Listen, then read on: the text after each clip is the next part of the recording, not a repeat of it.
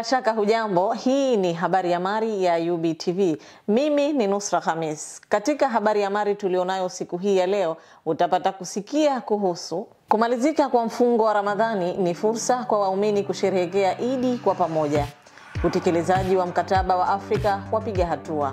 Jamii inahitajika kuchukua hatua madhubuti katika kuhakikisha usalama wa watoto.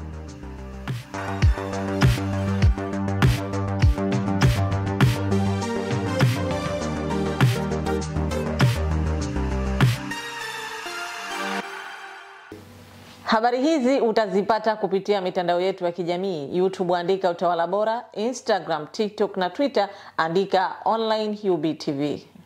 Kumalizika kwa mfungo wa mwezi mtukufu wa Ramadhani hutoa fursa kwa waumini wa dini ya Kiislamu kusherehekea siku kuu ya Idil Fitri, ikiwa ni pamoja na kushiriki ibada mbalimbali ikiwemo sala na baraza la Idi, ambapo wananchi na viongozi mbalimbali hukutana pamoja katika utekelezaji wa ibada hizo kwa lengo la kukumbushana mema na kukatazana mabaya.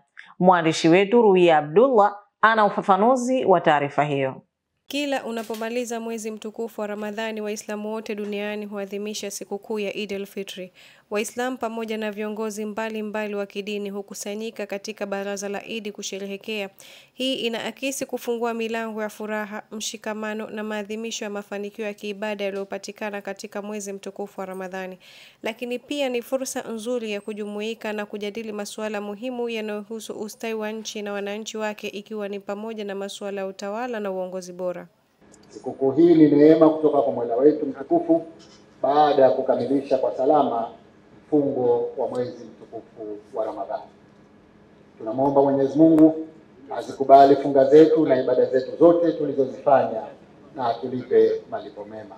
Miongoni mwa mambo ambayo tuliyafanya katika mwezi wa Ramadhani ni kuonyeshana moyo wa mapenzi, huruma na hisani kwa kutoa sadaka ili kuwasaidia watu mbalimbali wenye uwezo mdogo wa kukidhi mahitaji yao, wakiwemo wazee, wajane, watu wenye ulemavu na watoto yatima. Eid ni siku ya kusherehekea, lakini pia ni wakati sahihi wa kutafakari madhuri na matendo mema yanayofanywa kwa kipindi cha mwezi mtukufu wa Ramadhani.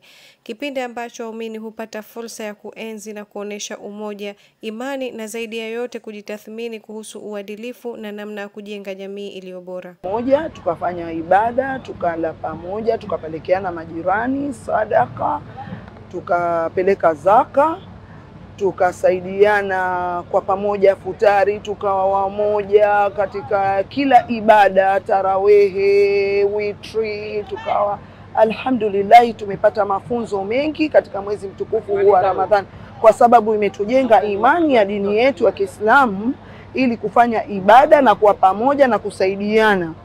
Eid ni baada ya mfungo wa mwezi mtukufu wa Ramadhani, na Mwenyezi Mungu ndio ametupa hii. Tunaianza kwa takbira baada ya kuonekana mwezi. Halafu baada ya hapo asubuhi tunakuelekea katika misikiti au katika viwanja maalum vya kuswalia Eid. Na hii kama tulivyosema ni ibada, na ndio maana Allah mtukufu anataka watu wote wahudhurie, hata wale ambao hawapaswi kuswali kwa sababu ya dharura zao za kimaumbile, lakini wote wanapaswa kuwepo pale ili na wao washuhudie manufaa yale. Kwa upande wangu, lakini mafasi vile vile ndio hivyo, tunashukuru neema aliyotupa Allah. Lakini tunashukuru Mwenyezi Mungu atuwezeshe tutimize hizi siku hizi ambazo tunatakiwa tusimwasi Mwenyezi Mungu kama Sheikh alivyotuambia. Na ndio ndivyo hasa tunatakiwa tunachukua dhamana ya kujilinda wenyewe, kila mmoja mchunga katika nafsi yake. Sherehe hii ya Eid huwakumbusha viongozi kuwa uongozi bora unajengwa kwa ushirikiano, hekima na maadili mema, na kusisitiza kuendelea kuwa na umoja na kujitolea katika kutekeleza majukumu ili kuunda taifa lililo bora na kuleta neema kwa vizazi vijavyo. Baraza la Eid limefanyika katika ukumbi wa polisi Ziwani, likihudhuriwa na viongozi wa serikali na kidini, ambapo mgeni rasmi Rais wa Zanzibar na mwenyekiti wa Baraza la Mapinduzi Dr. Hussein Ali Mwinyi. Nikiripoti mimi Ruia Abdullah, UBTV. Asante Ruia Abdullah kwa taarifa hiyo. Utekelezaji wa mkataba wa haki za binadamu unaendelea kupewa kipaumbele kwa lengo la kuhakikisha wananchi wote wanapata haki zao kwa mujibu wa sheria. Taarifa zaidi inasimuliwa nami. katika kulinda, kuhifadhi na kukuza haki za binadamu kwa wananchi kama ilivyoainishwa katika Katiba ya Jamhuri ya Muungano wa Tanzania ya mwaka 1977. Serikali ya Jamhuri ya Muungano wa Tanzania pamoja na Serikali ya Mapinduzi ya Zanzibar zinaendelea kuchukua hatua mbalimbali ikiwemo utekelezaji wa mikataba ya haki za binadamu nchini. Tuzungumzie kwa wazi, tuone vipengele vilivyokuwa vya umuhimu na kiasi gani tunaweza tukachangia katika kuifanya ripoti yetu kuwa nzuri zaidi. Ndugu washiriki, kuandaa taarifa yenye ukidhi viwango kutaleta taswira nzuri hasa katika jumuiya ya kimataifa, kwani inaonyesha dhamira ya nchi katika kulinda na kutetea haki za binadamu zikiwa makundi maalum kama vile wanawake, watoto na watu wenye ulemavu. Nitoe rai kwa uwepo wenu katika kikao hiki ni kwa muhimu sana na kwa manufaa ya taifa letu kwa jumla. Utekelezaji wa mkataba wa Afrika wa haki za binadamu na watu kwa kiwango kikubwa umefanikiwa sambamba na kupiga hatua katika nyanja ya elimu na nafasi za uongozi kwa wanawake. Utekelezaji wa haki za binadamu ndio hiyo ambayo tunasema hiyo mikataba imetoa maeneo makhsusi. Maeneo hayo yakiwemo ni kama ukatili, tuangalie maeneo ya ukatili wa haki ukatili wa kijinsia, lakini pia utekelezaji wa haki za binadamu wenyewe, masuala ya afya, ya elimu. Zote hizo ni haki ambazo zinatajwa na hii mikataba, na ushirikishaji wa wanawake kwenye masuala ya kisiasa. Kwa hiyo unaona jinsi Tanzania ambavyo tumejizatiti kwenye utekelezaji wa hii mikataba ili kuhakikisha haki za wanawake zinaheshimiwa na kulindwa kwa mujibu wa Itifaki ya Haki za Wanawake Afrika.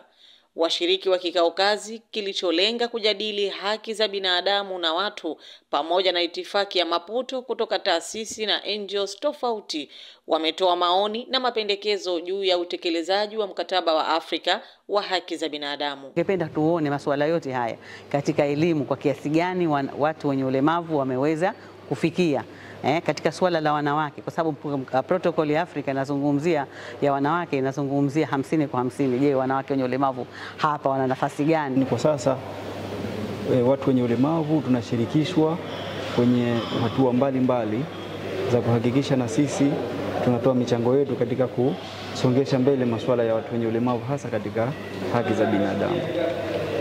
Ni muhimu sana kwa asasi za kiraia kupata elimu kuhusiana na mikataba ya kimataifa ikiwa ni pamoja na ya Afrika, kwa sababu sote au wengi tunatetea haki za binadamu kwa upande wa Zanzibar, yani Unguja na Pemba. Mkataba wa Afrika wa haki za binadamu na watu ulipitishwa mwaka 1981 na uliokuwa Umoja wa Nchi Huru za Afrika kwa lengo la kukuza na kulinda haki za binadamu na watu kote barani Afrika kwa misingi ya kusimamia ulinzi wa haki za kiraia, kisiasa, kiuchumi, kijamii na kitamaduni, ambapo uzinduzi wa kikao kazi kwa ajili ya kupitia mkataba huo wa Afrika umefanyika katika ukumbi wa Madinatul Bahri. Lengo ni kuhakikisha haki za binadamu na watu pamoja na itifaki ya Maputo inafikiwa barani Afrika. Nusra Khamis, UBTV. Ni ufafanuzi kuhusiana na haki za binadamu Afrika. Tahadhari za makusudi zinahitajika kuchukuliwa katika suala la usalama wa watoto kwa kuepukana na athari zinazoweza kujitokeza hasa katika kipindi cha sikukuu ya Eid al-Fitr. Tabia Nunga ana ufafanuzi zaidi. Katika kipindi cha Idi, watoto hushiriki katika shughuli mbalimbali za furaha pamoja na kutembea viwanja tofauti ambavyo ni maalum kwa ajili ya sherehe hizo. Hata hivyo, kutokana na ongezeko la watu katika maeneo mengi, watoto wanakutana na hatari nyingi ambazo mara nyingi zinaweza kuepukika endapo jamii, familia na mamlaka husika zitachukua hatua madhubuti. Inapotokezea changamoto yoyote ya mtoto na hasa kwenye ulinzi wake na usalama wake, kamati hii inashirikiana kwa sababu imejumuisha wadau na wajumbe kutoka katika taasisi tofauti wenye fani tofauti ambao kwa pamoja wanashirikiana na wizara. Kwa hiyo kunapotokea taarifa yote ya changamoto ambayo mtoto anakutana nayo, basi kamati hii inawasiliana na sheha, lakini vile vile inawasiliana na maafisa wetu waliopo katika ngazi ya wilaya. Moja hatari kubwa kwa watoto wakati wa sikukuu ya Idi ni ajali za barabarani. Katika mji wa Zanzibar, mikusanyiko ya watu katika viwanja vya sherehe ni mingi na magari yaendayo kasi na madereva wasio makini wanaweza kuleta hatari kubwa kwa watoto ambao mara nyingi huwa wamesahau kujali tahadhari za usalama wakiwa wanacheza au wanatembea barabarani. Lakini jeshi la polisi limeandaa mikakati madhubuti juu ya suala hili. Tulikuwa na askari 500 ambao walikuwa wamesambaa kwenye maeneo mbalimbali ya mji wetu wa Zanzibar hapa mjini Mali. Lakini pia tulikuwa na vikundi vya ulinzi shirikishi. Kwa hiyo tulishirikisha wananchi vizuri sana na wazazi tuliwapa elimu ya kutosha. Kwa hiyo hayo ndio mambo ambayo tuliyafanya kuhakikisha kwamba mambo yanakwenda vizuri. Ni mambo ambayo hayana maana. Jichangisheni, tafuteni kosta, bebeni watoto. Wazazi wana jukumu kubwa la kuhakikisha watoto wao wanasherehekea Idi kwa usalama. Kwanza, wazazi wanapaswa kuwa na udhibiti wa karibu juu ya watoto wao, hasa katika maeneo yenye watu wengi. Kuwa na mpango wa uwazi wa mtoto wako ni hatua muhimu ya kuhakikisha usalama wao, na ni vizuri kuwa na mawasiliano ya mara kwa mara na watoto wakiwa mbali na nyumbani. Sisi wazazi tuna tabia ya mtu mmoja kubeba watu 10, 20. Inakuwa tabu ile mtoto mpaka yani mtu anashuka kwenye gari pia mtoto mwingine anamsahau garini. Halikadhalika, wazazi wanapaswa kuwaelimisha watoto wao kuhusu hatari zinazoweza kutokea, ikiwemo kujua jinsi ya kuvuka barabara, kuepuka vitu vya hatari na kujua hatua za kuchukua endapo watapotea. Hii itawasaidia watoto kuwa na ufahamu zaidi kuhusu mazingira yanayoishi na kuwa na uwezo wa kujilinda. Au katika viwanja naona anaweza kaja mtu swingine akakupa kitu, kuwa makini sana, ridhika na hichi nilichokupa mimi kidogo kuliko hicho kingi atakachokupa yeye. Huyo anayekupa kingi hujua nia yake ni kitu gani. Anaweza kana labda unatembea kwa miguu akwambia nyinyi watoto mnakwenda wapi? Njoni mpande gari. Tembeeni kwa miguu kuliko gari yake. Izarauni gari yake. Nyinyi thaminini sana mwendo wa miguu. Jamii inahitajika kuchukua hatua madhubuti katika kuhakikisha usalama wa watoto. Pia ni muhimu kuwa na huduma za afya za dharura, vikosi vya usalama na vituo vya msaada kwa watoto waliopotea katika maeneo yenye mikusanyiko. Tabia Nunga, UBTV. Taarifa hiyo ndio inayokamilisha habari ya Mari kwa siku ya leo. Kabla sijakuaga nikukumbushe katika habari ya Mari tuliyokuwa nayo siku hii ya leo. Kumalizika kwa mfungo wa Ramadhani ni fursa kwa waumini kusherehekea Idi kwa pamoja. Utekelezaji wa mkataba wa Afrika wapiga hatua. Jamii inahitajika kuchukua hatua madhubuti katika kuhakikisha usalama wa watoto. Kumbuka tu habari hizi utazipata kupitia mitandao yetu ya kijamii. YouTube andika Utawala Bora, Instagram, TikTok na Twitter andika Online UBTV. Mimi ni Nusra Khamis. Kwaheri.